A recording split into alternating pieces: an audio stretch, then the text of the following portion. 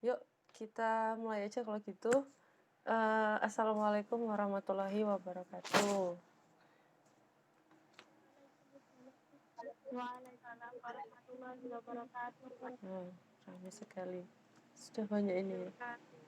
Oke, terima kasih sudah meluangkan waktu untuk ketemu terakhir di mata kuliah Logika Dasar Matematika sesuai agenda kita, walaupun harus molor satu pertemuan. Sebenarnya ini berarti pertemuan ke 16 sudah ya, padahal jadwalnya kan harusnya 16 itu apa namanya, sudah UAS. Tapi ya nggak apa-apa ya, saya mending melebihkan untuk menjamin barangkali ada yang masih mau tanya gitu. Barangkali kemarin-kemarin belum sempat gitu ya, atau pengennya live gitu. Saya memfasilitasi bagian itu. Tapi kalaupun enggak, ternyata nggak ada yang tanya karena sudah paham semua, ya nggak apa-apa, jauh lebih bagus gitu ya. Jauh lebih bagus. Sekalian karena saya memang ingin menyapa sebelum pertemuan terakhir, biasanya saya memang dengan semua kelas saya sempatkan untuk ketemu sebentar, sekalian untuk membahas, persiapan UAS gitu ya. Sesungguhnya ada yang sebenarnya hari ini sekalian ingin saya kasihkan, yaitu biasanya biasanya saya sudah membuka nilai-nilai, tugas-tugas, nilai UTS, itu semua di pertemuan terakhir seperti ini sudah saya buka. Jadi, ketika UAS Anda sudah tahu gambarannya dan sudah tahu Anda harus mengejar berapa poin gitu. Biasanya saya seperti itu, tapi karena, nggak tahu ya, karena karena kita jadwalnya tidak sama ya antara semester 3 dengan semester 1, ada beberapa agenda nggak barengan, jadi sekarang saya sedang ngebut untuk menyelesaikan proses olah nilai dan upload untuk semester 3 sama 5 gitu. Sehingga, saya belum merampungkan bagian itu. Tapi insya Allah ya, insya Allah saya masih akan mengusahakan semoga sebelum hari Senin, saya sudah bisa nge-share nilainya Anda. Jadi Anda nanti tahu kira-kira nanti UAS harus mengejar, berapa gitu. Tapi kalaupun enggak ya saya harap Anda tetap mempersiapkan sebaik mungkin supaya nanti UASnya hasilnya bisa paling maksimal gitu ya. Jadi bisa nambeli yang kemarin-kemarin barangkali, ada yang merasa kemarin-kemarin itu kurang optimal gitu ya, seperti itu. Kalau mau, melihat lagi kita itu poinnya atau di perkuliahan ini tuh cara menghitungnya poinnya bagaimana itu nanti silakan ngintip lagi di RPS ya. Di sana sudah saya tulis persentasenya dari tugas berapa, dari UTS berapa gitu. Jadi nanti ikut dari situ gitu ya kira-kira. Oke, eee, mulai saat ini kalau Anda misalkan kemarin ada pertanyaan atau apa boleh boleh ditulis di chat. Kalau memang nanti lebih pas atau lebih pengen tanya langsung nanti setelah setelah penjelasannya. Yang terakhir mau saya sampaikan kan kemarin hutangnya adalah tentang pembahasan latihan yang terakhir sendiri. Seperti yang saya sampaikan kemarin, ada latihan mandiri, kita bahas ketika temu online gitu kan. Monggo silakan yang belum menyiapkan catatannya, hasil kerjaannya silakan disiapkan supaya bisa meng-cross check. Sebenarnya ada banyak sekali contoh yang harus saya yang bisa kita bahas gitu sebenarnya untuk sub materi 15 kemarin, pertemuan 15 kemarin itu. Tapi saya potong, saya persempit karena saya ambil sebutuhnya aja ya. Kalau kita ketemu langsung gitu mungkin lebih banyak gitu, tapi nggak apa-apa ya. Kalau Anda kalau Anda kiranya masih ingin me me ingin belajar lebih lanjut tentang logika dasar matematika boleh menghubungi saya misalkan, "Bu, saya mau tanya soal logika." Boleh ya, kira-kira seperti itu. Ini saya share dulu pembahasannya, monggo silakan Anda men apa ya, me menyiapkan hasil kerjaannya Anda sambil dicocokin benar apa salahnya.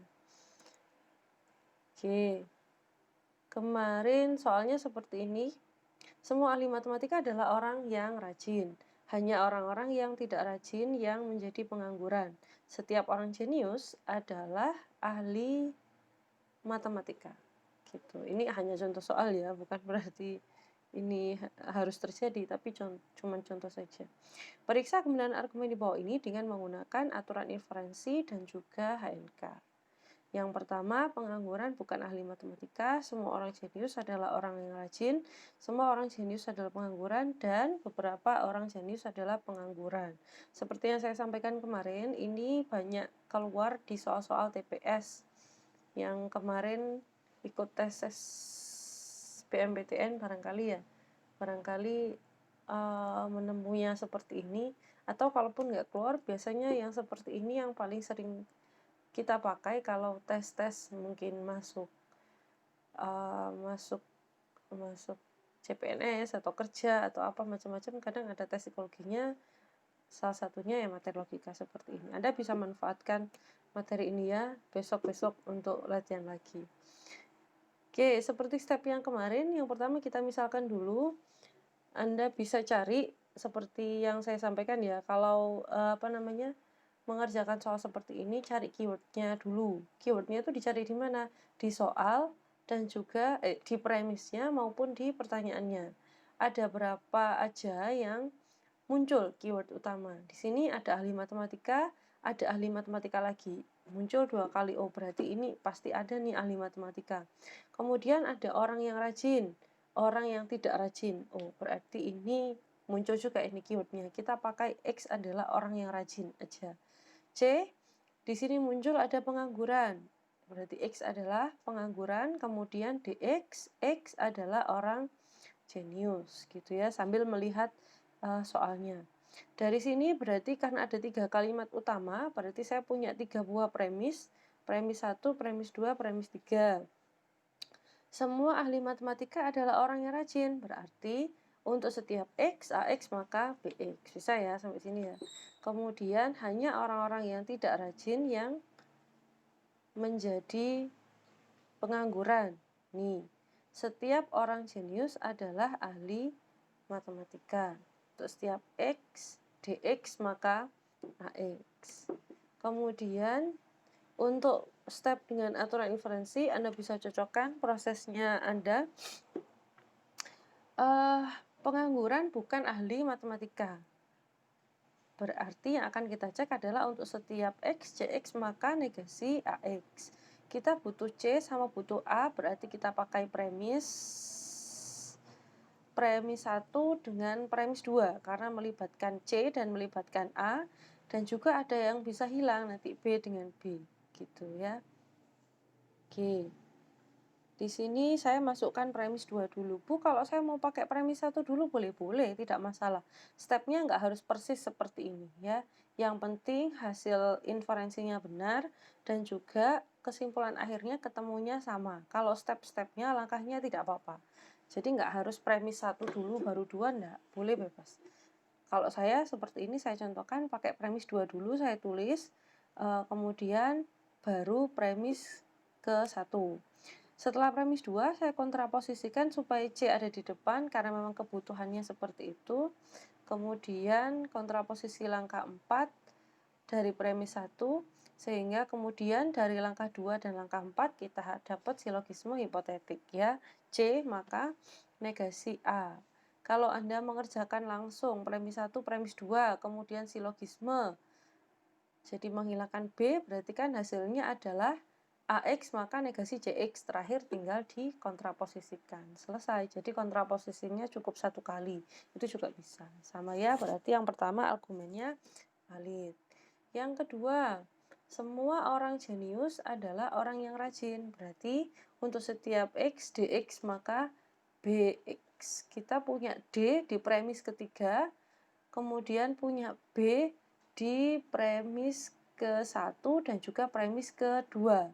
Tapi kita putuskan pakai premis yang pertama karena ada unsur yang sama, yaitu A dengan A. Sehingga pakai silogisme selesai, argumen benar.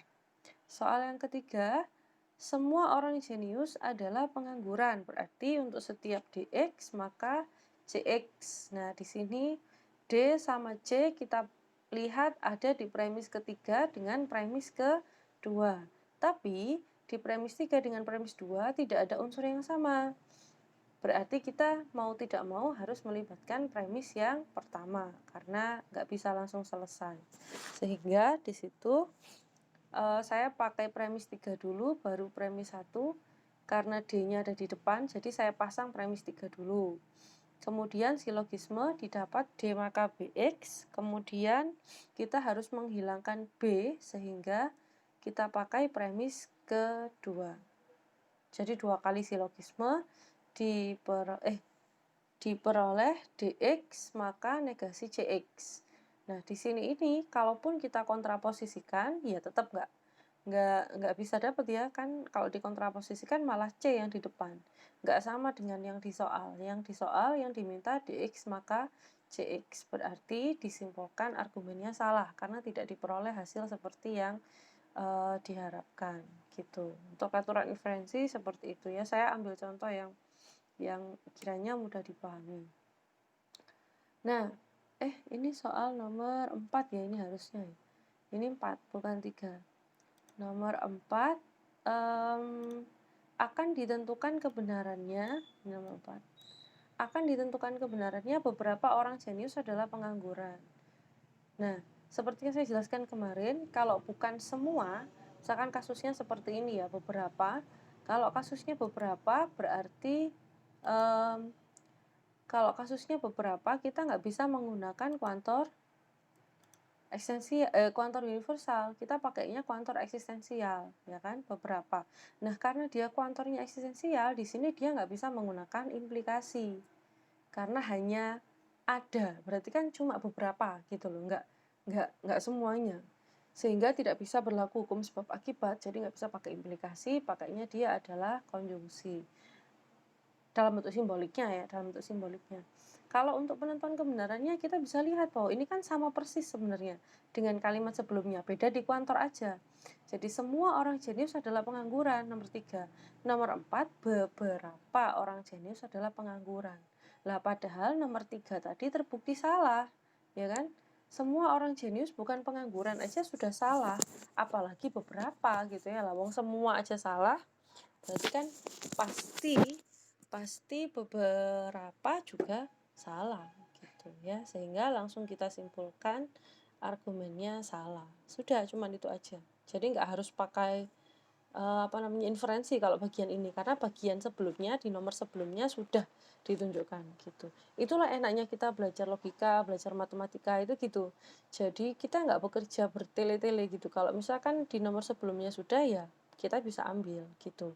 Suatu saat seperti itu, kalau Anda melakukan sebuah pembuktian ya, teorema dibuktikan itu, kalau teorema sebelumnya itu sudah dibuktikan, maka yang belakang tidak perlu dibuktikan. Artinya maksudnya gini, bukan gini, sorry, saya ulang.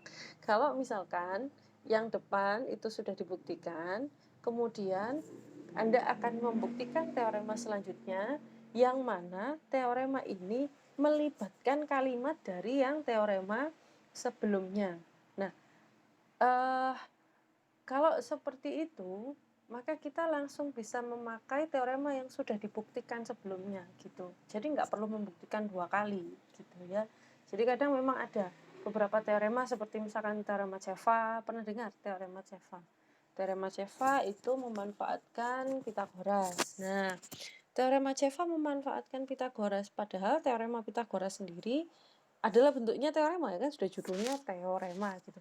Nah, berarti kan teorema Pitagoras mendahului teorema Ceva, dan teorema Ceva ini pembuktiannya itu melibatkan teorema Pitagoras. Nah, kalau teorema Pitagoras sudah dibuktikan, maka ketika membuktikan teorema Ceva, kita tinggal pakai saja si teorema Pitagoras itu gitu. Nanti mungkin akan muncul lebih banyak di semester 4. Ada mata kuliah lagi namanya real atau struktur aljabar, nanti ada lagi ya. Anda akan ketemu beberapa kali aljabar. Sekarang ketemunya aljabar dasar kalau nggak salah ya. Nanti ada struktur aljabar, ada aljabar linier gitu, macam-macam ya gitu. Next, jam berapa ini? Oke. Next, ini untuk yang menggunakan HNK. Judulnya salah nih. Judulnya salah, harusnya pakainya HNK. Nah, untuk HNK berarti kan kita harus menentukan himpunannya.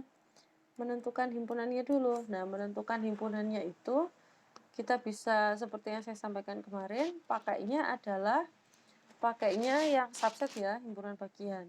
Jadi A subset B, B subset C komplement karena negasi C, dan untuk yang premis terakhir D subset A.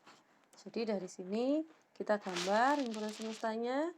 Selanjutnya kita bisa dapat dari premis pertama, A adalah himpunan bagian dari B.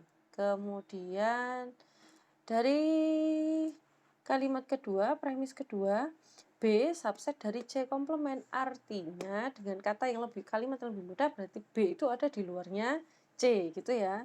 B ada di luarnya C, berarti kita gambar himpunan sendiri gitu kan ya, B ada di luarnya C. Next, terakhir ini apa ini? Nah, ini D subset dari A, berarti dia di dalamnya sini ya, D subset dari A. Oke, gambarnya seperti itu. Sudah, dari satu gambar ini kita pakai untuk menentukan hasil dari soalnya. Nah, ini bisa lihat ya. Habis. Nomor 1, pengangguran bukan ahli matematika. Ini kok nggak saya tulis ini himpunannya.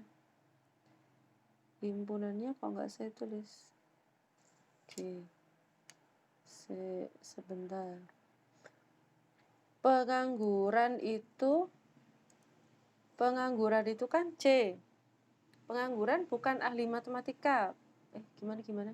Pengangguran bukan ahli matematika. Berarti C subset dari A komplement. Ya kan? C subset dari A komplement. C subset dari A komplement. Sebentar. Biar saya keluarin dulu. Stop. Ini aja. Ini berarti sebentar. Sini coba. Kemudian ini.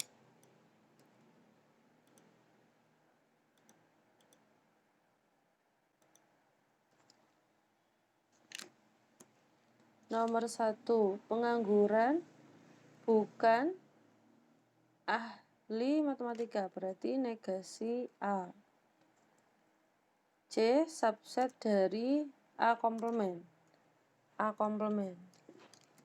Oke, benar ya? A memang ada di luarnya C, benar. Kemudian semua orang jenius adalah orang yang rajin. Berarti D subset dari B. Semua orang jenius, orang yang rajin. D subset dari B, betul ya? Kemudian yang C, beberapa orang jenius adalah pengangguran. Semua orang jenius adalah pengangguran. Semua orang jenius itu D. Semua orang jenius itu adalah D. Pengangguran itu adalah C.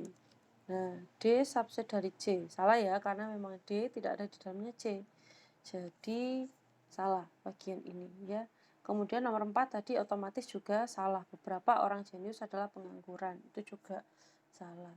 Gitu. Oke. Sudah lengkap, berarti yang ini latihan yang terakhir. Kalau Anda masih ada kesulitan, berarti ada step yang mungkin kurang jelas atau belum disimak kemarin, tapi secara umum seperti ini. Sudah. Oke, sudah dari saya. Ini saya stop sharingnya. Oke. Sampun. Yuk, yang mau bertanya monggo silahkan. Saya kasih kesempatan yang mau bertanya dulu. Boleh di chat atau boleh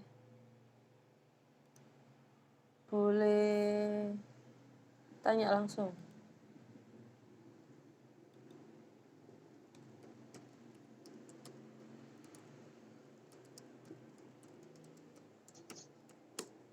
Assalamualaikum, Bu. Ya, waalaikumsalam. Siapa ini? Saya Hosinatus Sadia. Oh ya, monggo. Yang pakai teknik ini inferensi Ya. yang dulu yang waktu proposisi itu kan premisnya harus digunakan semua. Tapi kalau ini kenapa kok tidak harus semuanya dipakai? Sebenarnya meskipun di logika proposisi pun dulu sebenarnya nggak harus habis sih. Apa saya dulu pernah sempat ngomong harus habis gitu? Iya, saya punya saya itu mencatatnya di keterangannya bahwa semua premis sudah digunakan dan hasilnya valid gitu loh Bu. Jadi di pikiran saya itu kalau pakai inferensi itu premisnya harus digunakan semua. Kemarin waktu lihat yang penjelasannya panjenengan yang ini itu kok premisnya ada 3 tapi yang digunakan kok cuma premis 1 sama 2, yang 3-nya kok tidak. Berarti mungkin barangkali dulu saya ada salah menyampaikan ya. Tapi tidak harus habis, memang sesuai kebutuhan aja. Jadi kalau memang kalau memang dengan 2 premis sudah terbukti, maka premis ketiga boleh tidak dipakai, tidak apa-apa gitu. Tidak apa-apa. Terutama untuk soal-soal yang sifatnya umum seperti ini, memang tidak semuanya perlu kita pakai. Di matematik pun sebenarnya sama kok, nggak semuanya harus kita pakai. Cuman kalau memang itu bisa, kalau memang semua premisnya itu, maksudnya gini, kalau memang semua premis ada yang tersisa, tapi ternyata kamu bisa memasukkan ke dalam inferensi, sebenarnya nggak apa-apa gitu. Sebenarnya nggak apa-apa, benar juga. Karena premis itu kan dasarnya adalah fakta. Fakta yang kita bawa itu sifatnya adalah benar. Jadi, kalaupun sebenarnya premis itu kita libatkan di dalam inferensi, premis yang nggak kepake itu loh ya, maksudnya yang sisa itu nggak kepake itu mau dilibatkan di dalam inferensi, sebenarnya nggak apa-apa karena dia pernyataannya benar gitu. Pernyataannya sebenarnya benar. Kalaupun itu bisa menghilangkan dan seterusnya nggak apa-apa. Tapi efeknya akhirnya kan inferensinya jadi agak lebih panjang gitu aja. Jadi secara umum sebenarnya lihat kebutuhan aja. Kalau sudah cukup ya sudah gitu, nggak harus menghabiskan semuanya. Nggak harus menghabiskan semuanya. Sama kayak logikanya kalau yang saya kemarin jawab di kelas ini apa di kelas satunya ya? Kalau misalkan kayak ini pengacara. Misalkan saya pengacara dari satu kasus tertentu gitu ya, misalkan ada tuduhan begini. Saya punya 10 item barang bukti yang akan saya gunakan untuk membela klien saya. Kalau ternyata sampai bukti ke-8 saya keluarkan, ternyata hakim sudah memutuskan, oh iya dia ini ternyata tidak bersalah, sudah lepasin aja, misalkan gitu. Ya sudah, gitu kan nggak perlu mengeluarkan 2 bukti tambahan gitu. Kalau masih diperlukan lagi ya kita keluarin gitu. Maka biasanya bukti itu kita pakai bukti yang kita bawa itu atau yang kita keluarkan dalam persidangan itu pakai bukti yang paling kuat dulu. Sama kayak kita menggunakan premis tadi kan, ketika saya mengotak-atik, oh saya perlu D-nya di depan, berarti saya pakai premis yang ketiga dulu, saya taruh di nomor 1 karena supaya nanti nggak usah bolak-balik gitu. Kayak gitu sebenarnya. Jadi pakai yang paling perlu dulu ya, sesuai kebutuhan. Nggak harus habis sih, nggak harus habis. Cuman di beberapa soal memang seringkali habis. Bahkan ada juga beberapa soal yang kurang. Premis itu kurang, bisa-bisa. Jadi kurang. Kita bahkan harus ngambil tambahan tautologi, tambahan yang lainnya dari hukum-hukum. Saya nggak sempat memberikan contoh itu karena saya khawatir beribet menjelaskannya. Kalau live gitu biasanya pengalaman dari 2 semester saya menjelaskan secara langsung saja. Kadang-kadang saya harus mengulangi di pertemuan depannya. Masih ada yang ternyata belum paham. Jadi yang bagian ini saya skip. Contoh kasus di mana premisnya kurang. Gitu. Jadi premis yang ada semua sudah dipakai, tapi belum sampai pada kesimpulan. Gitu. Bisa. Tapi nggak saya kasih itu yang di situ. Kira-kira begitu ya. Siapa? Kosinatus Sadia. Jadi nggak harus habis, sesuai kebutuhan aja. Sesuai kebutuhan. Iya Bu, terima kasih. Sama-sama. Ada lagi yang lainnya? Monggo yang masih mau tanya.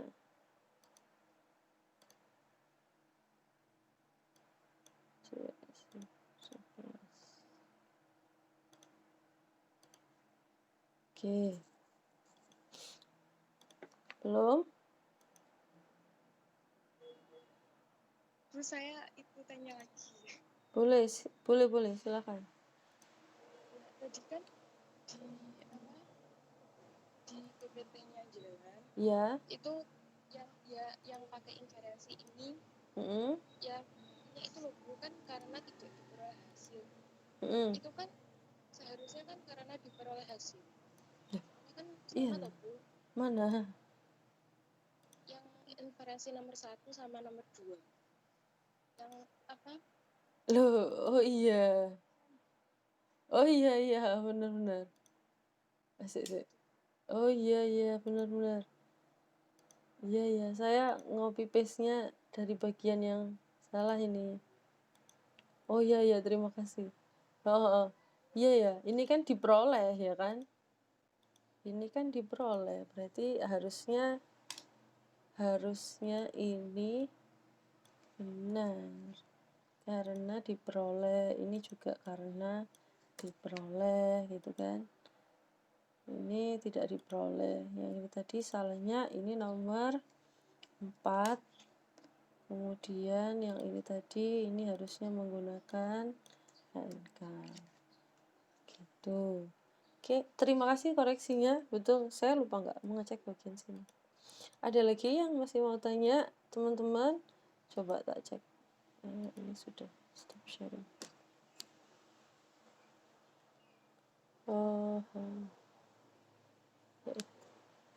Ada lagi yang masih mau tanya? 1D lancar ya? Berarti bisa ini ya? Coba saya cek dulu. Reza Khalifatur Rasida punya pertanyaan enggak? Zila. Belum, Bu. Reza belum. Zila Zulfa. Putri. Siapa lagi ini? Yeni.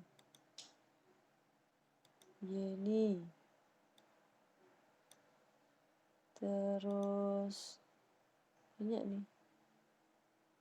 Hoirotun Nisa. Ninis. Udah banyak. Ini mahasiswa kita berapa sih? Kan yang online hanya 31. Nggak apa-apa deh. Nggak apa-apa lah ya. Oke. Saya sempatkan review aja ya. Kalau gitu, saya sempatkan review untuk yang pertemuan setelah UAS. Setelah UTS. Pertemuan setelah UTS, karena setelah UTS itu saya tidak mengadakan kuis. Saya cuma ngasih tugas ya waktu itu kalau tidak salah. Apa iya ya? Itu sehingga saya tidak ada tambahan kuis untuk pertemuan setelah UTS. Jadi mau tidak mau Anda akan berjuang cukup banyak karena materi UAS nanti dimulai dari nanti dulu aja. Ini dari pertemuan 10 kita punya algoritma kantor ya. Ingat bahwa nanti ini yang paling akan sering Anda temui di mata kuliah yang lainnya. Jadi Anda akan akrab dengan kalimat untuk setiap, untuk untuk setiap, ada, semua, beberapa, itu akan terus Anda temui nanti di sana.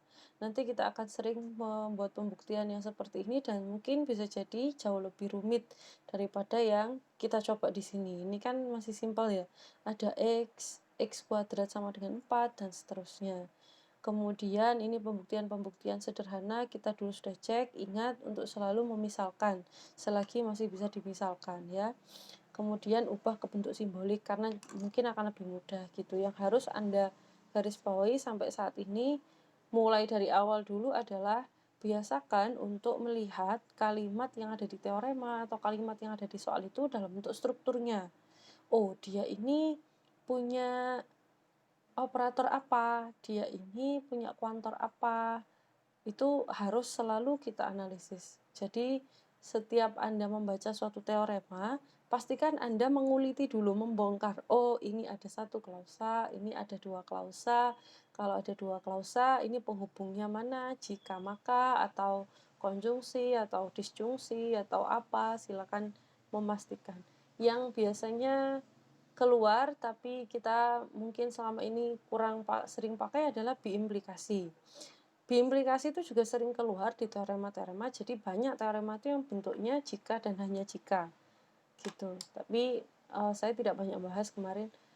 Kalau biimplikasi, saya pikir pembuktiannya sebenarnya ya mudah, karena membuktikannya cuma dipecah menjadi dua.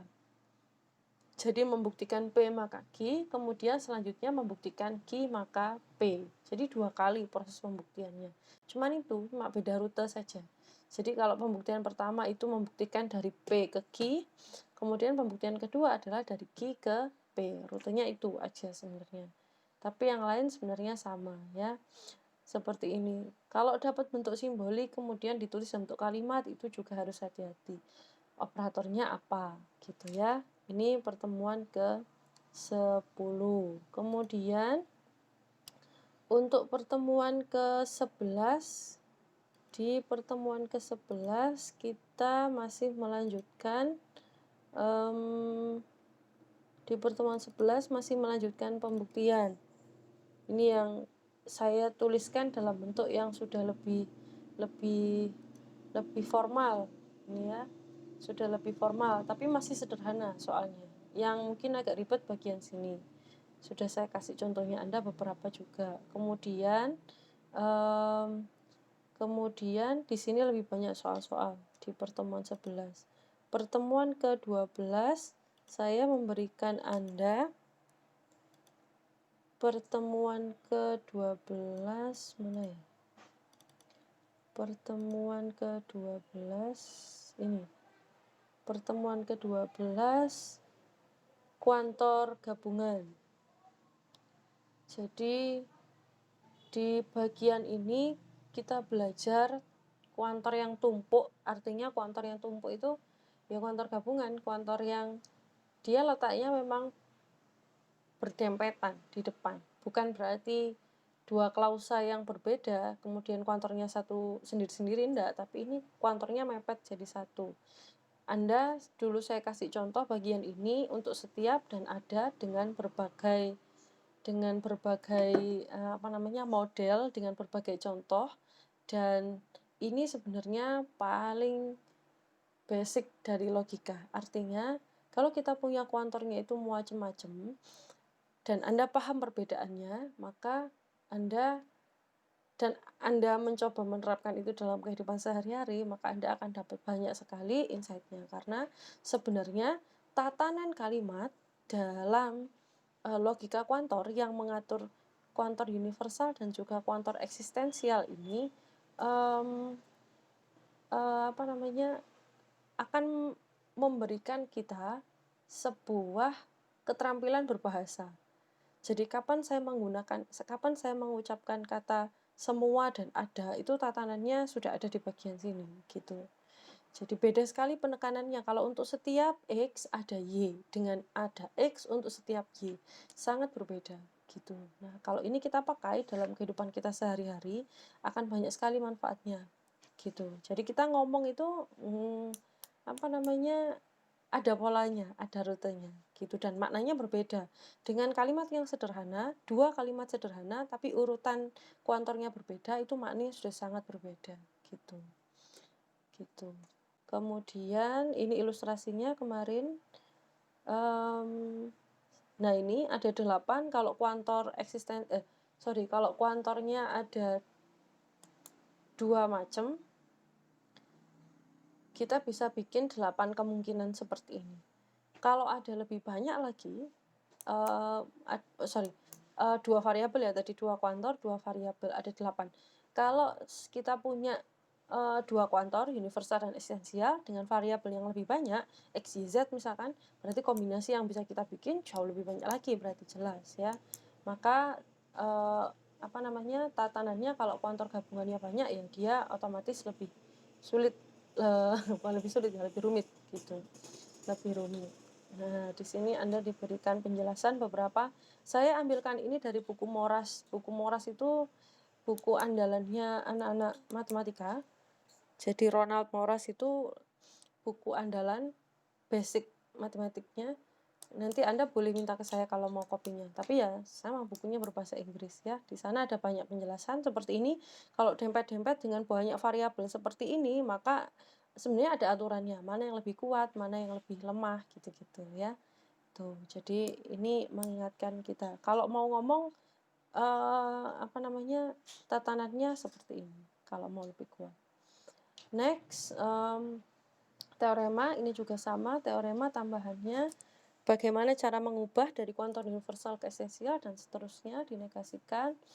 Dan ini untuk menerjemahkan. Pertemuan ke-12 selesai waktu itu. Kemudian 13 itu kita ada tugas ya waktu itu. Saya anggap itu tugas, nanti mungkin akan saya ambilkan nilai ini ya, nilai kuis kalau memang diperlukan bisa saya masukkan ke poin kuis. Nanti saya pertimbangkan setelah koreksi aja, setelah ketemu hasilnya aja. 14 sama 15 full kemarin kita pakai untuk membahas pembuktian. Saya pikir mungkin ini tidak asing ya, karena Anda pasti ketemu bentuk ini juga di mata kuliah yang lain.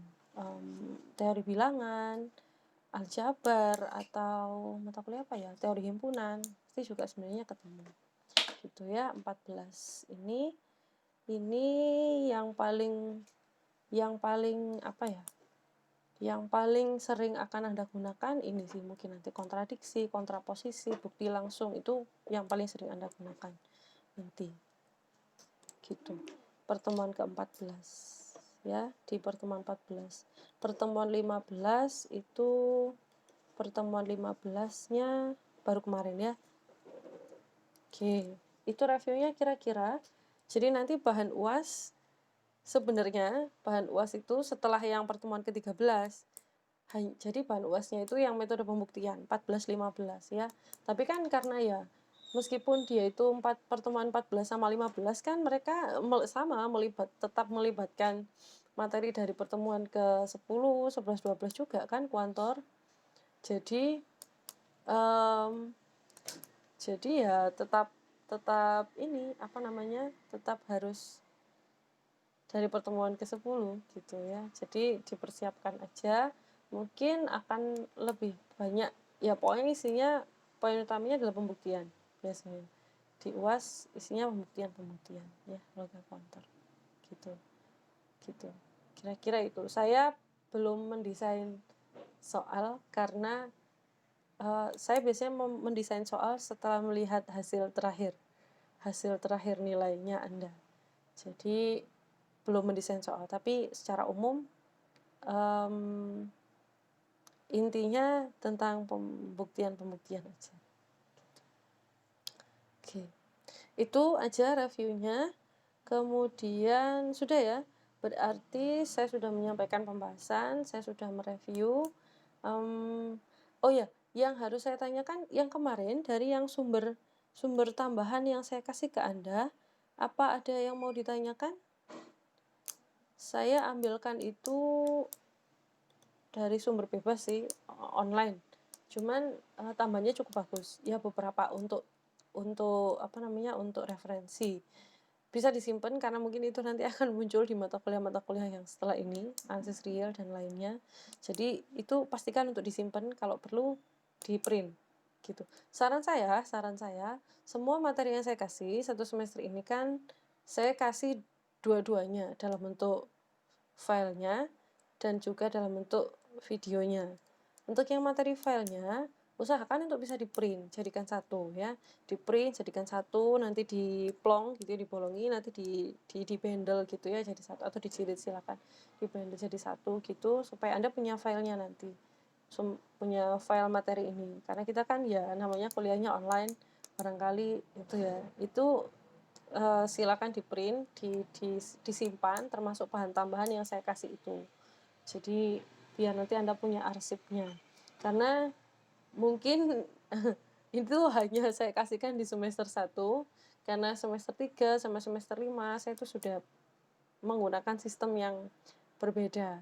Jadi sistem belajarnya berbeda dan saya memahami karena ini Anda masih semester 1, saya khawatir kalau bukan saya bukan saya suudzon pada Anda, saya barangkali kan masih perlu masa menyesuaikan ya dari zaman SMA ke perkuliahan. Jadi kalau langsung saya bikin belajar mandiri, saya khawatirnya mungkin ada yang belum bisa mengejar gitu. Jadi setiap minggu saya berusaha bikinkan video penjelasan meskipun ya telat-telat uploadnya ya. Mohon maaf gitu. Tapi saya upayakan selalu ada video penjelasan gitu. Ini kenapa ada yang menjapri?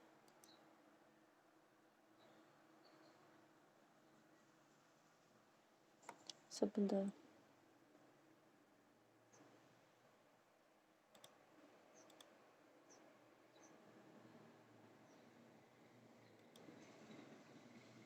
Oh iya, betul. Oke, ada yang japri saya. Itu yang di latihan itu harusnya kan kontraposisi langkah 3, Bu, bukan langkah 4. Oh iya, betul. Iya, betul ini. Terima kasih koreksinya. Masih ada lagi ternyata salahnya. Tidak ada habisnya. Ini harusnya sudah saya share screen kan? Ini loh. Ini harusnya kontraposisi langkah 3, bukan kontraposisi langkah 4. Nah, ini loh tadi. Tulisannya kontraposisi langkah 4 tadi. Harusnya langkah 3. Terima kasih koreksinya. Sampun, ada lagi enggak? Ada lagi yang mau disampaikan? Enggak ada? Kalau enggak ada berarti alhamdulillah berarti. Saya senang sekali nih kalau modelan mahasiswa yang begini nih. Ada pertanyaan enggak ada? Wah, alhamdulillah berarti sudah paham gitu ya. Semoga memang benar-benar bisa dipahami ya. Karena materi ini saya menyampaikan logika, saya punya tanggung jawab. Saya merasa punya tanggung jawab membuka materi karena logika itu salah satu yang benar-benar basic. Kalau kalau tidak saya berikan dengan maksimal tuh masih merasa gimana gitu, karena memang ini akan sering kali dipakai gitu. Dengan pertemuan online ini sebenarnya saya merasa banyak sekali kurangnya. Kadang ketemu langsung aja, maksudnya kuliah langsung di kampus aja, saya merasa 15 pertemuan untuk membahas materi itu masih kurang gitu. Apalagi yang online seperti ini ada banyak materi yang saya pangkas. Ada banyak materi yang akhirnya saya pangkas gitu. Tapi ya enggak apa-apa karena memang kondisi ya, karena memang kondisi. Jadi saya berharap yang hanya sedikit ini yang saya berikan itu ya minimal cukup menjadi bekal gitu. Tapi saya pun membuka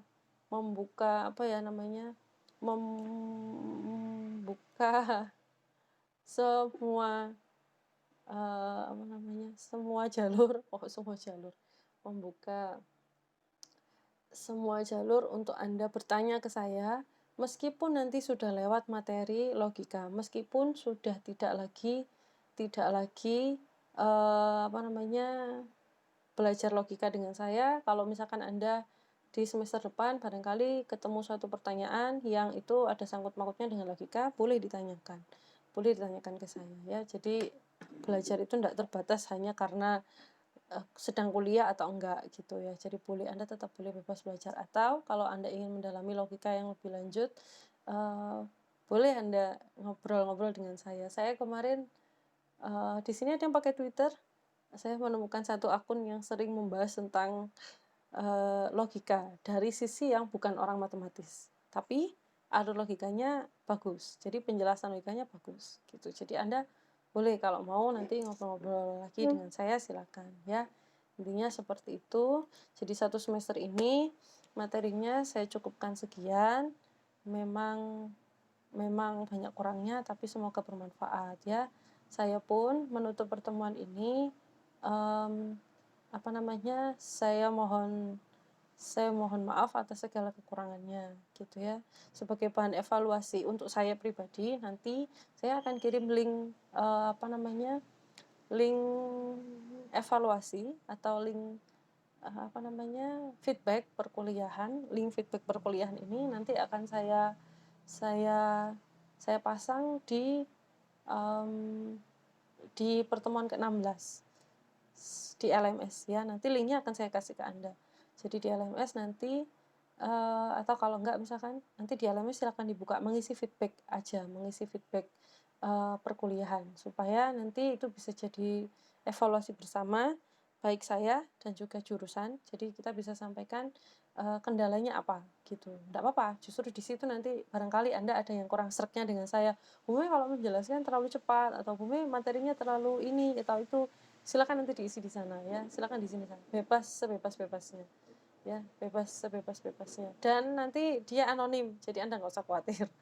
Jadi nggak usah khawatir. Anda boleh menumpahkan segala unek-unek Anda di sana, kritik dan saran untuk perkuliahan ini maupun untuk saya, silakan di feedback itu nanti ya, silakan diisi. Kalau sudah saya buka nanti saya kasih tahu di grup gitu ya. Sudah hampir jam 9, Anda janjian dengan Bu Marta ya? Oke, berarti cukup ya, ternyata 1 jam aja sudah cukup. Oke, terima kasih kalau gitu. Ini sekali lagi saya tanyakan, ada yang mau bertanya tentang materi?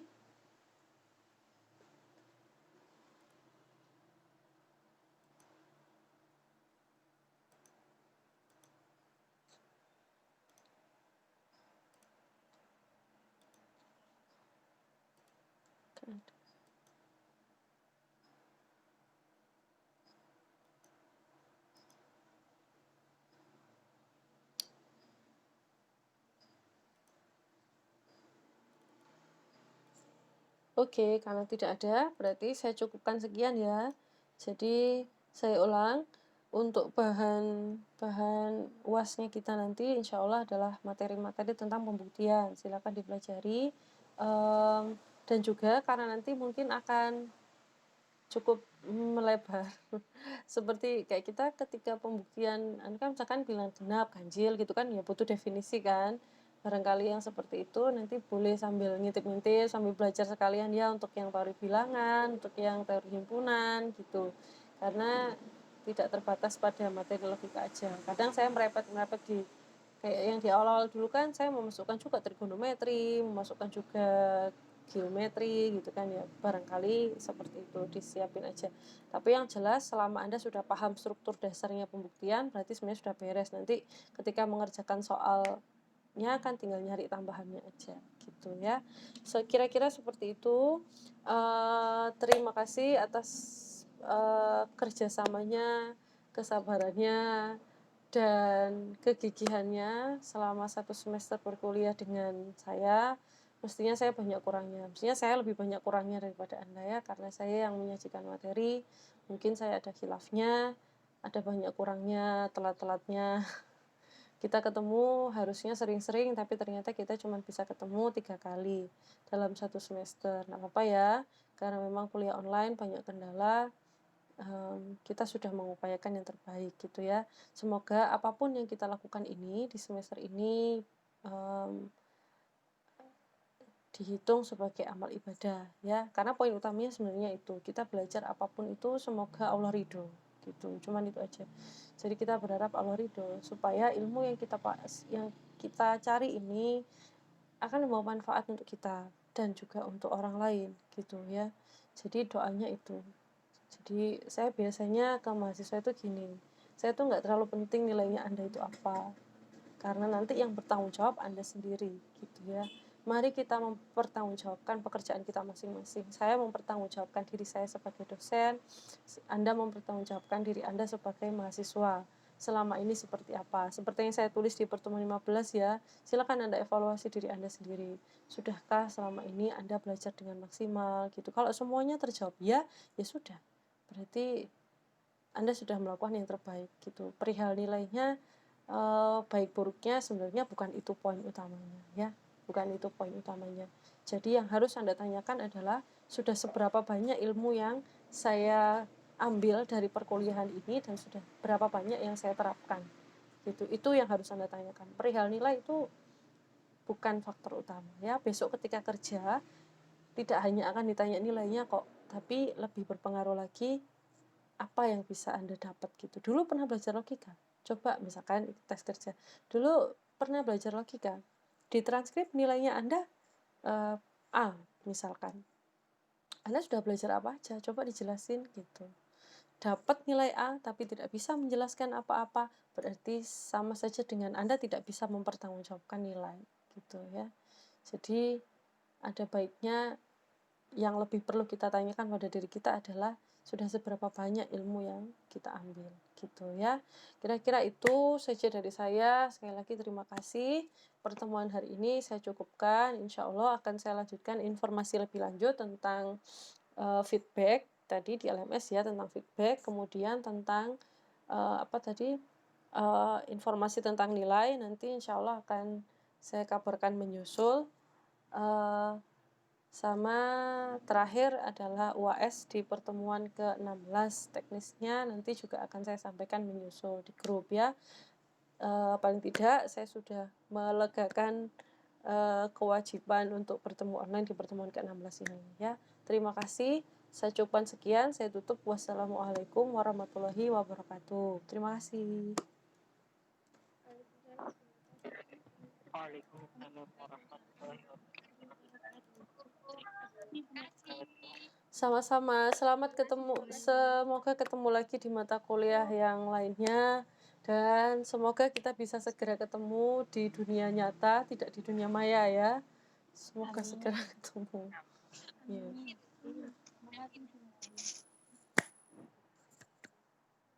Sama-sama, boleh yang